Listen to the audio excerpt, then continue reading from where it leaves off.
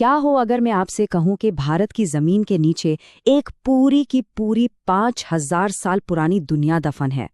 एक ऐसी दुनिया जिसके रहस्य आज भी दुनिया के सबसे बेहतरीन दिमागों को लिटरली हैरान करके रख देते हैं। ये कहानी है एक ऐसी सभ्यता की जो अचानक बिना कोई सुराग छोड़े इतिहास से पूरी तरह गायब हो गई और अपने पीछे छोड़ गई सिर्फ एक सवाल, आखिर उनके साथ हुआ क्या था? 1 मिनट के लिए जरा सोचिए। आज हम ट्रैफिक जैम, प्रदूषण और टूटी सड़कों से जूझ रहे हैं, और आज से हजारों साल पहले एक ऐसी सभ्यता थी जिसने भविष्य के शहरों का फ्यूचर सिटीज का ब्लूप्रिंट तैयार कर लिया था। ये कहानी है उस जबरदस्त विरोधाभास की जो हमारे अपने इतिहास के बारे में हमारी सोच को हमेशा हमेशा के लिए बदल कर रख देगी। उनकी इंजीनियरिंग और शहरी प्लानिंग अर्बन प्लानिंग इतनी कमाल की थी कि आज भी दुनिया के टॉप आर्किटेक्ट्स उन खंडरों को स्टडी करते हैं। ये सिर्फ ईंट और गारे की बात नहीं थी, ये एक ऐसी सोच थी जो अपने समय से हजारों साल आगे की थी, एकदम जीनियस लेवल की। उनकी अपनी एक भाषा थी, अपनी एक स्क्रिप्ट, जिसमें उन्होंने अपना सारा ज्ञान, अपनी सारी कहानियां लिख छोड़ी। लेकिन पता है सबसे अजीब बात क्या है? आज 100 साल की जीत तोड़ कोशिशों के बाद भी हम उस स्क्रिप्ट का एक अक्षर तक नहीं पढ़ पाए हैं। ये इतिहास का सबसे बड़ा, सबसे मुश्किल अनसुलझा कोड है। और फिर जब वो अपनी तरक्की के शिखर पर थे, ये पूरी की पूरी महान सभ्यता अचानक खामोश हो गई, बिना किसी चेतावनी के, हमेशा के लिए। तो चलिए आज हम सब मिलकर इस खामोशी के पीछे छिपे सबसे बड़े रहस्य के पन्ने पलटते हैं। ये कहानी किसी जासूसी नॉवल से कम नहीं है। देखिए, 20वीं सदी की शुरुआत में ब्रिटिश हुकूमत ये कहकर राज कर रही थी कि भारत तो हमेशा से एक पिछड़ा हुआ अनपढ़ देश रहा है। लेकिन उन्हें जरा भी अंदाजा नहीं था कि जमीन के नीचे दबे कुछ खंडर एक ऐसी सच्चाई सामने लाने वाले थे जो उनके इस पूरे नैरेटिव को, उनकी पूरी कहानी को चकनाचूर कर देगी। और इसकी शुरुआत होती है एक इत्तेफाक से। चार्ल्स मेसन नाम का एक आदमी कुछ पुराने टीलों से टकराया, पर वो उनका असली मतलब नहीं समझ पाया। फिर दशकों बाद अलेक्जेंडर कनिंघम को लगा कि इन खंडहरों में कोई गहरा राज छुपा है, और उन्होंने एएसआई की नींव रखी। लेकिन असली भूचाल तो तब आया जब 1921 में दयाराम साहनी ने हड़प्पा, और ठीक अगले ही साल 1922 में आरडी बैनर्जी ने मोहनजोदड़ो को खोज निकाला। और फिर साल 1924 में जॉन मार्शल ने लंदन में एक ऐसा ऐलान किया जिसने पूरी दुनिया को हिला दिया कि भारत में दुनिया की सबसे पुरानी और सबसे एडवांस्ड सभ्यताओं में से एक मिल गई है। और सुनिए, ये कोई छोटी मोटी बस्ती नहीं थी।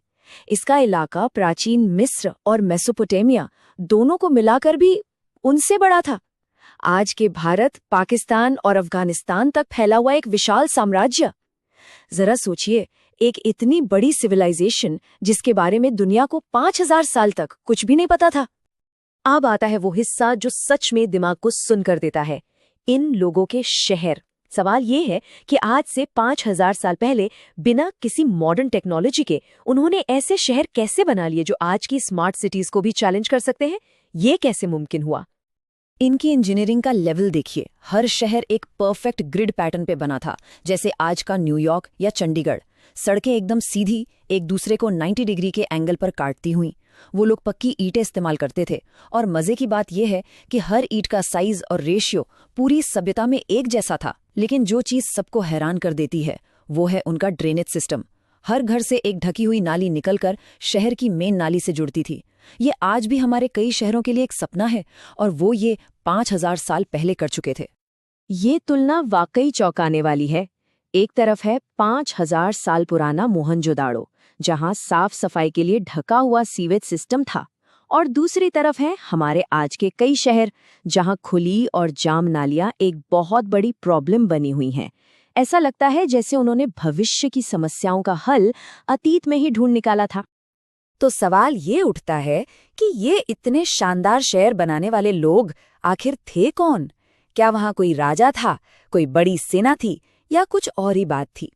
जो सबूत हमें मिले हैं वो एक बिल्कुल ही अलग और हैरान करने वाली तस्वीर दिखाते हैं।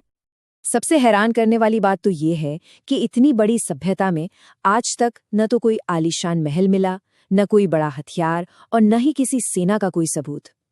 ऐसा लगता है कि ये एक बहुत ही शांतिप्रिय समाज था।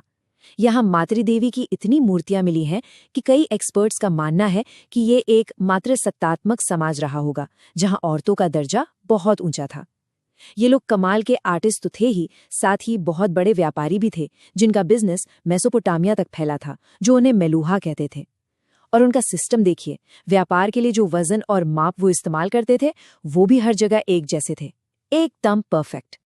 यहाँ किसी बड़े मंदिर के भी सबूत नहीं मिले।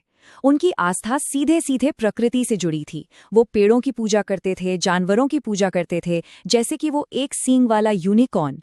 पशुपति की मुहर पर मिली एक योगी की तस्वीर, जिसे कुछ लोग भगवान शिव का सबसे पुराना रूप मानते हैं, ये दिखाती है कि उनकी स्पिरिचुअल सोच कितनी गहरी थी। और उनकी कई आदतें, जैसे पानी को पवित्र मानना, आज भी हमारी संस्कृति का एक अहम हिस्सा हैं। चलिए, अब आते हैं पहले बड़े रहस्य पर।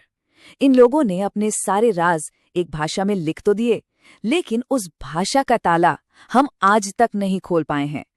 उनकी वो लिखावट, वो स्क्रिप्ट जो उनके सारे राज खोल सकती है, वो आज भी हमारे लिए एक अनसुलझी पहेली है। देखिए, मिस्र की भाषा को समझना इसलिए आसान हो गया क्योंकि वहां रोजेटा स्टोन नाम का एक पत्थर मिला था। उस पत्थर पर एक ही बात 3 भाषाओं में लिखी थी, जिसमें से एक ग्रीक थी, जिसे पढ़ना लोग जानते थे।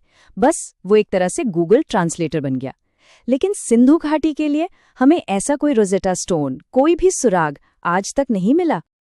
और ये कोई आसान भाषा भी नहीं है, ये लोगोसिलिबिक स्क्रिप्ट है। मतलब एक ही निशान का मतलब कभी एक पूरा शब्द हो सकता है, तो कभी सिर्फ एक आवाज। अब सोचिए, ऐसे 400 से ज्यादा अलग अलग निशान हैं। ये इतनी मुश्किल पहेली है कि बड़े बड़े एक्सपर्ट्स के भी पसीने छूट जाते हैं। और अब हम पहुंचते हैं उस आखिरी और सबसे बड़े सवाल पर, जिसने पिछले 100 सालों से इतिहासकारों को परेशान कर रखा है। आखिर ये इतनी महान, इतनी एडवांस सभ्यता यूं ही अचानक गायब कैसे हो गई? इसका कोई एक पक्का जवाब नहीं है, बस कुछ थ्योरीज हैं। पहली थ्योरी है जलवायु परिवर्तन। शायद मॉनसून ने अपना रास्ता बदल लिया, नदियां सूख गईं और सब कुछ बंजर हो गया। दूसरी थ्योरी कहती है कि विनाशकारी बाढ़ ने सब तबाह कर दिया। एक पुरानी थ्योरी आर्यों के आक्रमण की भी थी, पर लड़ाई का कोई सबूत न मिलने से अब उसे ज्यादातर लोग नहीं मानते।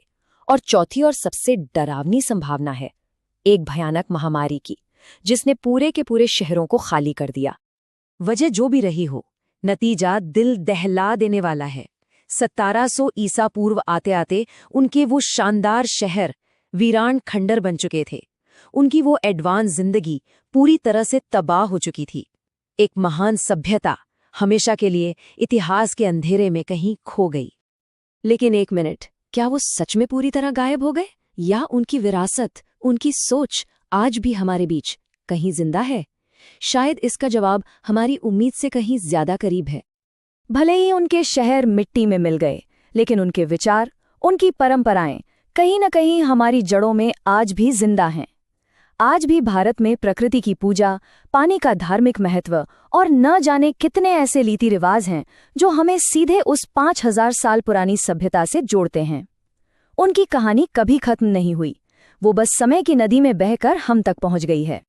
बस एक बार सोचकर देखिए, अगर कल हम उस भाषा को पढ़ने में कामयाब हो गए तो हमें क्या पता चलेगा?